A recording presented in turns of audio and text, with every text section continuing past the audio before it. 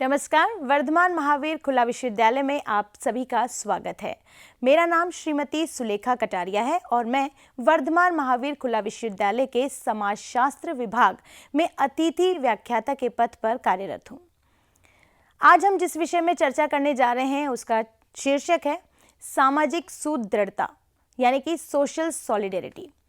सामाजिक सुदृढ़ता क्या है?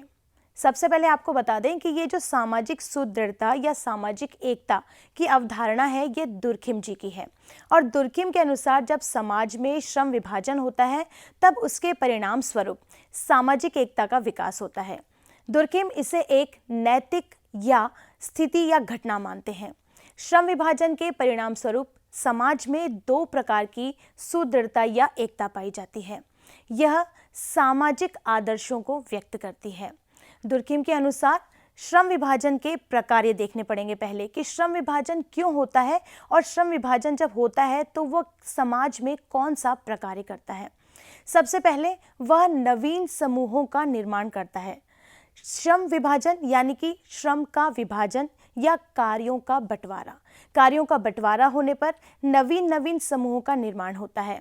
इन नवीन समूहों का निर्माण होने पर विभिन्न समूहों में एकता स्थापित होती है और इन जब समूहों में एकता स्थापित हो जाती है तो ये आपस में पारस्परिक निर्भरता के द्वारा एक दूसरे के साथ जुड़ जाते हैं। इसका मतलब श्रम विभाजन का प्रकार यह है नए समूहों का उदय करना, उनके बाद विभिन्न समूहों में एकता स्थापित करना और इन विभिन्न समूहों में पारस्परिक अंतर्निर्भरता स्थापित करना। लेकिन आपको एक बात बता दें कि श्रम विभाजन के प्रकार में सभ्यता का विकास करना नहीं है। इसके बाद सामाजिक एकता के प्रकार दुर्खिम ने बताए हैं कि सामाजिक एकता कितने प्रकार की होती है और कौन से समाज में किस प्रकार की एकता पाई जाती है। तो दो प्रकार की सामाजिक एकता है जिसे कहते हैं यांत्रिक सुदृढ़ता और दूसरा है सावयवी या जैविक सुदृढ़ता। अब सबसे पहले देखेंगे कि यांत्रिक एकता क्या है। यांत्रिक जैसा कि इसके नाम से स्पष्ट है, यांत्रिक यानी कि यंत्रवत। यंत्रवत कहने का तात्पर्य यह है कि जब लोग आपस में एक मशीन के तरह अर्थात मशीन के पुर्जे की तरह एक दूसरे से जुड़े रहते हैं। अब ये यांत्रिक एकता की कुछ विशेषताएं हैं, जैसे इसमें समूह का आकार छोटा होता है यानी कि जनसंख्या सीमित होती है। इसके बाद जब जनसंख्या सीमित है, समूह का आकार छोटा है, तो आवश्यकताएं लोगों की भी सीमित होती हैं।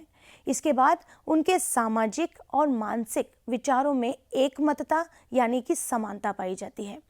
सभी सदस्य आपस में एक दूसरे से यंत्रवत यानी कि मशीन के पुर्जे की तरह जुड़े रहते हैं और इनमें हम की भावना यानी कि सामूहिक भावना पाई जाती है।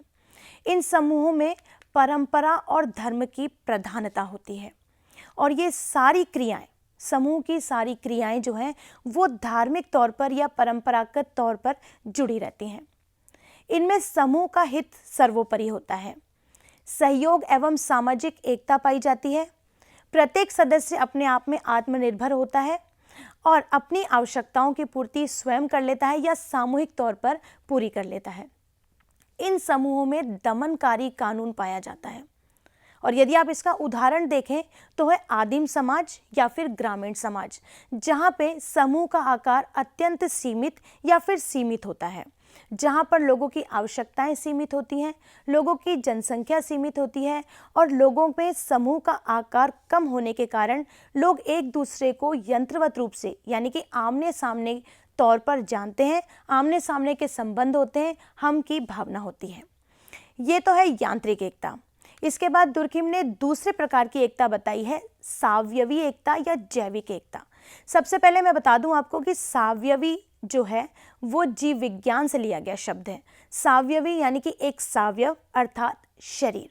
जिस तरह यांत्रिक एकता में लोग एक दूसरे से यंत्रवत रूप से जुड़े रहते हैं, ठीक उसी तरह सावयवी एकता में लोग एक सावयव यानी कि शरीर के विभिन्न अंगों की तरह आपस में एक दूसरे से जुड़े रहते हैं और एक दूसरे पर निर्भर भी रहते हैं। अब इसकी विशेषताएं देखिए। जैसे अब आपने देखा कि यांत्रिक एकता में समूह का आकार छोटा होता है, तो सावयवी एकता ठीक इसकी विपरीत अवस्था है और इसमें समूह का आकार बड़ा और जनसंख्या असीमित होती है। ऐसा होने पर लोगों के विचारों, उनकी मनोवृत्तियों में भी भिन्नता पाई जाती है। अब यहाँ पर समाज के सभी सदस्य एक दूसरे से सावयवी रूप से यानी कि समाज से प्रत्यक्ष और अप्रत्यक्ष रूप से जुड़े रहते हैं। इस समाज में व्यक्तिगत हित व स्वार्थ की प्रधानता होती है और यहाँ पर सामूहिक भावना का ह्रास हो जाता है। इन समाजों में सामाजिक नियंत्रण में पुलिस और कानून की भूमिका महत्वपूर्ण होती है। अब जब लोगों की जनसंख्या अधिक होती है और समूह का आकार विस्तृत होने लगता है तो लोगों की आवश्यकताएं भी बढ़ती हैं और ये आवश्यकताएं अनंत और असीमित होती हैं। इन समाजों में लेकिन सबसे अच्छी बात यह है कि श्रम विभाजन पाया जाता है। श्रम विभाजन यानी कि श्रम का विभाजन और कार्यों का बंटवारा। हर कोई अलग अलग कार्य करता है जिससे प्रत्येक के कार्य में स्पेशलाइजेशन यानी कि विशेषीकरण भी पाया जाता है। इन समाजों में धर्म की प्रधानता होती है, परंपरा की भी प्रधानता होती है। अंतर सिर्फ इतना होता है कि जहाँ यांत्रिक एकता में धर्म और परंपरा जो प्रधान लिए होते हैं, लेकिन वहीं यही सावयवी एकता में धर्म और धार्मिक क्रियाओं में विस्तार हो जाता है।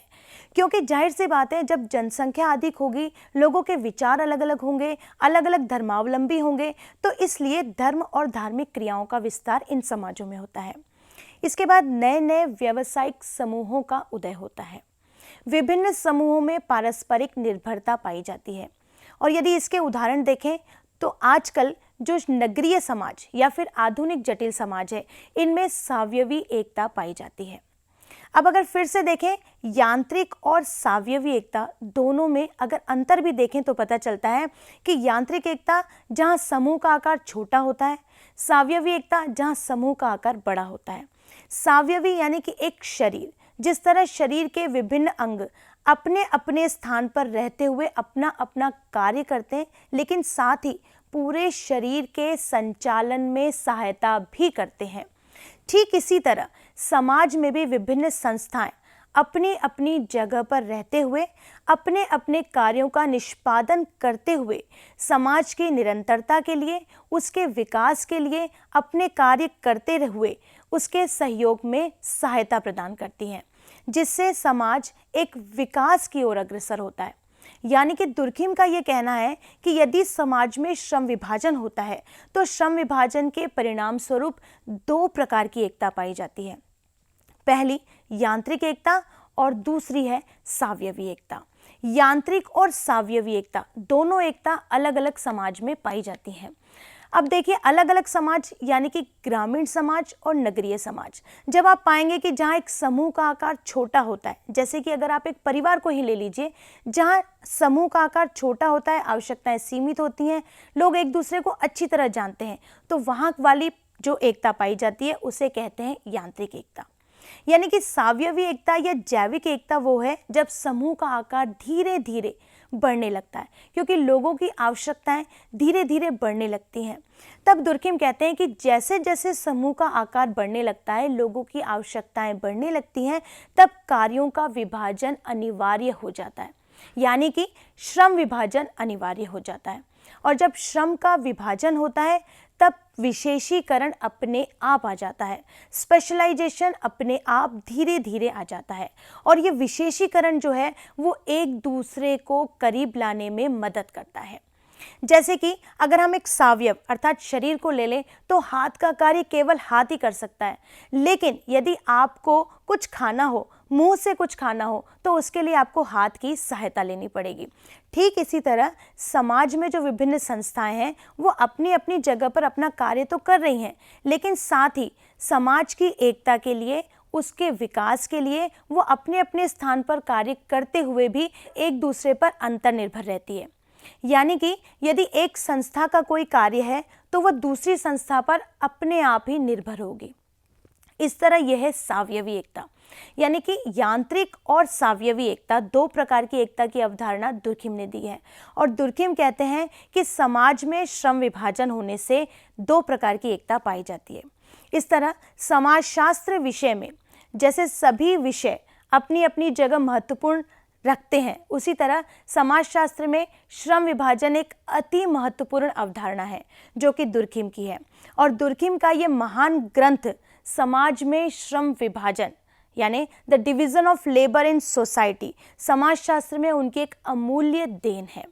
इस तरह जब हम देखते हैं कि सावयवी एकता और यांत्रिक एकता, इसको अगर हम अध्ययन का विषय बना लें या फिर शोध का विषय बना लें तो ये समाजशास्त्र के लिए एक बहुत ही महत्वपूर्ण विषय साबित होगा। दुर्किम को ऑगस्ट काम्टे का उत्तराधिकारी माना जाता है, क्योंकि ऑगस्ट काम्टे ने जिस समाजशास्त्र की नींव रखी थी उसे आगे बढ़ाने का कार्य दुर्किम ने किया।